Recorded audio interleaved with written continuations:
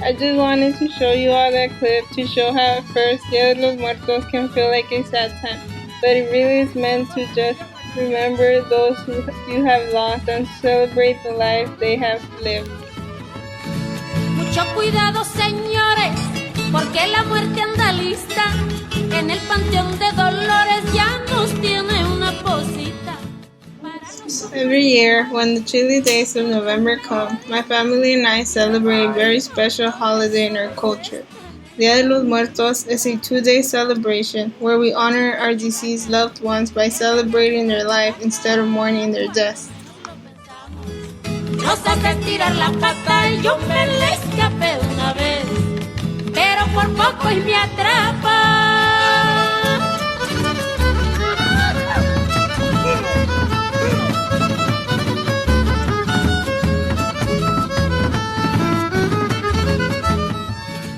During this celebration, we create altares and make special offerings to our loved ones such as flowers, sugar skulls, and homemade food. The purpose of this holiday is to celebrate death rather than fearing it, which is why the celebration is filled with vibrant colors, cheerful music. Tucu, tucu, tiquitaca, guerra canija, calaca, débiles y poderosos. De morir nadie se escapa, llevamos el mismo fin, en petate o en petaca.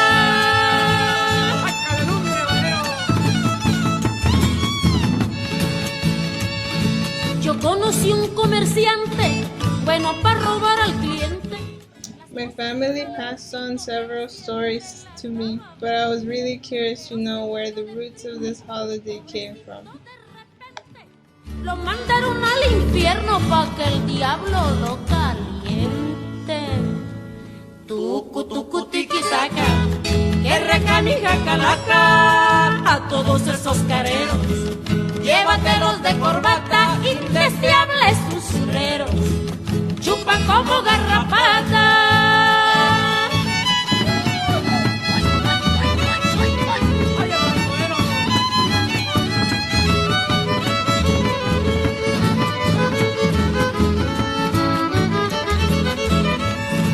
El obrero gana el pan con el sudor de su frente para que sus hijos The holiday originates from the Aztecs' practices before the Spanish conquest. They held an annual festival where they celebrated the death of their ancestors while honoring the queen of the underworld. Tucu-tucu-tiquitaca, que recanija calaca, yo les pido una disculpa. Si es que ya metí la pata, aunque son muy parecidos, no es lo mismo buey que vaca. Ay, ay, ay. The Aztecs believed that the deceased preferred to be celebrated rather than mourned.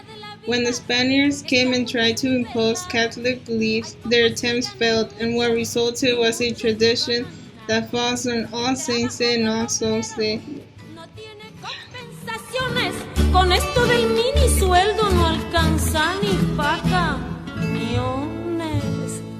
Tucu, tucu, tiquitaca, que recanija calaca. Si tú conoces al diablo, ruégale que no sea ingrato, pa' que el costo de la vida se nos ponga más barato.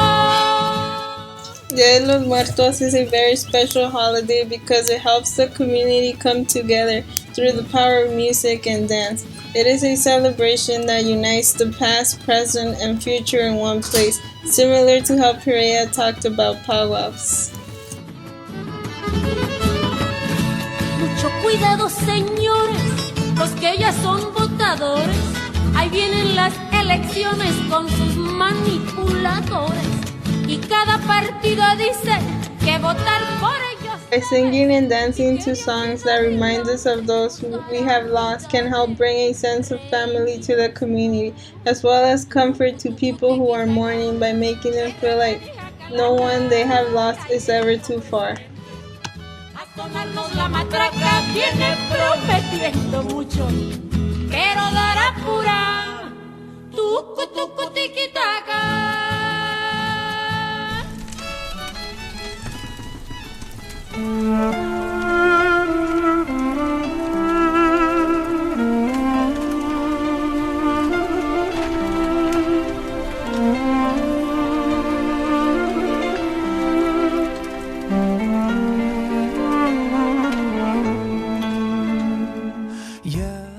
From my experience, powwow people come together and share happiness, sadness by dancing and singing, which make people feel accepted. والقلب سما نحو السماء مترنما. This is reminding me about my culture. We have like a once a year special month once a year called Ramadan. Ramadan is a Muslim holy month marked by daily fasting, no food, no water, from sunrise to sunset, increasing religious observance and self-reflection. For 30 days, followers of Islam pray and refrain from smoking, bad behaviors, including cursing, gossiping, or fighting, and impure thoughts. In this month, as a family, when the sunset comes, we break the fast together around one table. I started doing Ramadan since I was 7 years old.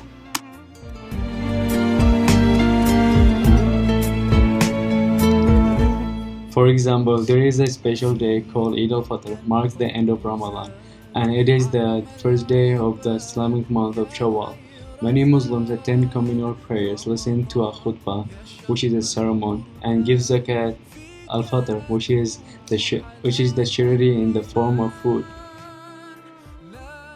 Also during Eid al-Fitr, we visit our families and spend time together, and we give money to our sisters, aunts, and grandmothers, and the people who need money or food.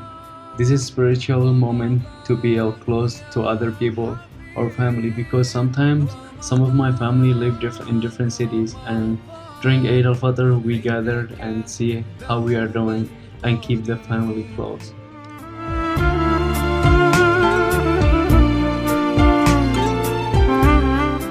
While this time is very special day for my family, I have also experienced how it felt when my father was away for work and he could not make it home. This was a very sad moment because he could not be with us, but he made the effort and called us and see how is everyone doing.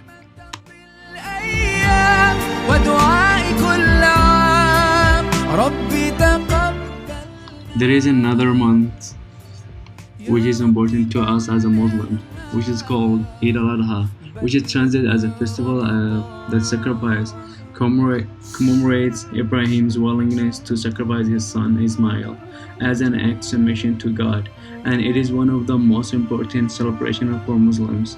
It marks the end of another important tradition in Islam, which is called Al-Hajj.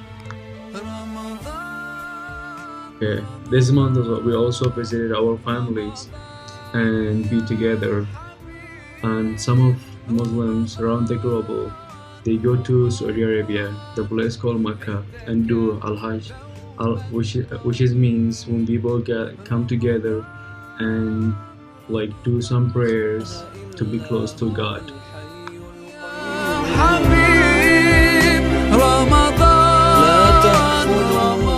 From my experience in this class, I saw how people connected to others by doing music and dance. In my culture, we visit our families and other people to be close to the community by giving food and money to the people who need it.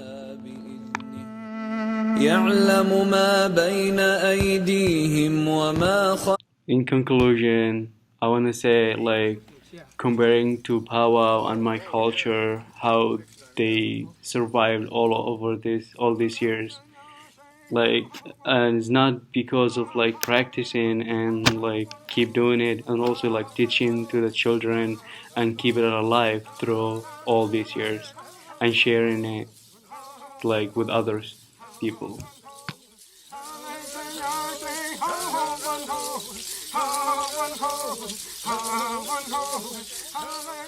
While I do know that my ancestor Moises Simonson traveled to America in 1621 on the ship Fortune, I do not know my specific descent other than that my ancestors came from Europe.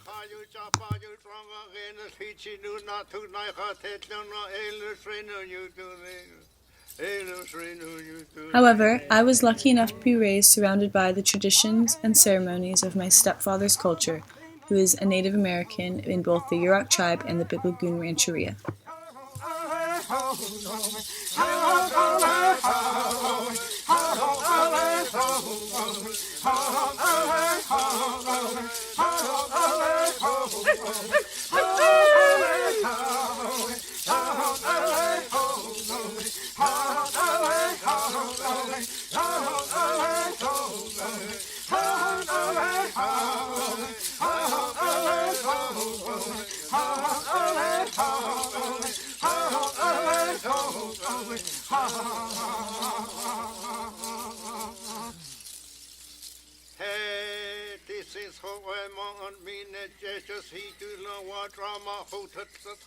As a kid, each Memorial Day weekend we would pack up the car and travel east to the Trinity River, where we would celebrate the next few days at a multi-day gathering that was called the Bear Dance.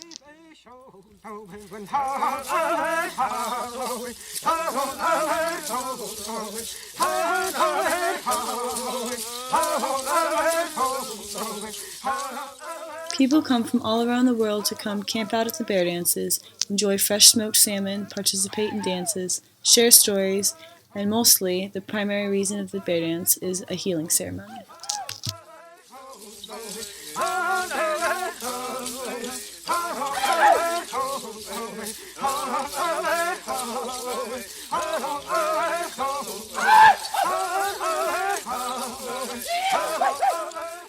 This is called a sweat lodge, used to cleanse the bear dancers and the other dancers performing before they enter the circle.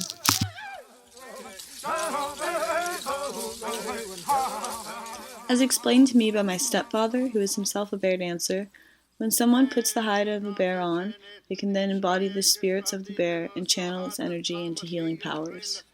As they make their rounds about the fire, sick people and elders will reach their hands out to stroke the fur of the bears passing by. This is supposed to then channel their element into the bear, who will then spit or throw it up into the fire. It's an extremely powerful ceremony to experience, and I've talked to people who themselves claim to have been cured from their cancer or other chronic disease or illness after witnessing or attending a bear dance.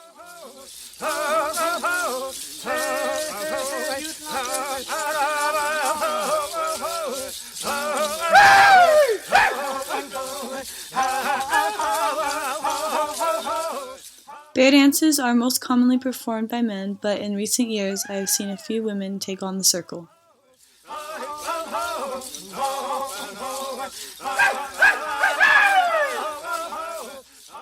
I would think of bear dances frequently in this class when we would discuss the natural elements that would arise during powwows, Polynesian dance styles, as well as danza azteca. I would also think about and compare the etiquette rules that I learned from bear dances versus the ones that I was taught in class, and honestly, they were pretty similar. Dogs are prohibited at bear dances as they have the potential to scare away the bear spirits. Drugs and alcohol are also prohibited at these events as they are taking pictures throughout the ceremonies.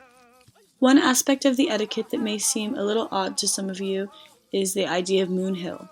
Moon Hill is an area apart from the circle where women can sit while they are on their moon time.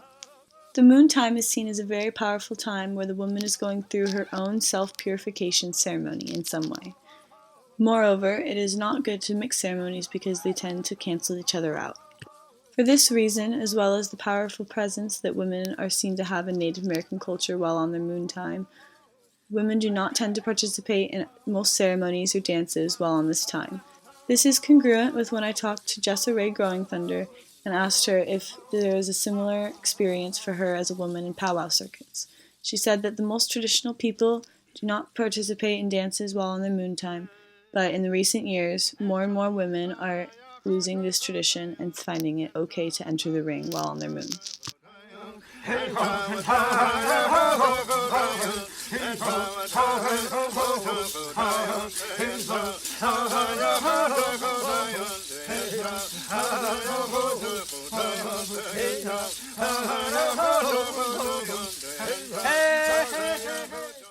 Currently, my stepfather has his own bear group called the Northern River Bears, who travel around California and a few other states doing bear dances across rancherias and reservations. There they often perform with other tribes in an element of intertribalism like we learned in class. Bear dances are a place to heal, a place to share stories, artwork, teach children of their past traditions, and continue on the legacy for the next generations. I feel extremely lucky for the opportunities I've been given in experiencing bear dances and will continue to go to them as much as I can.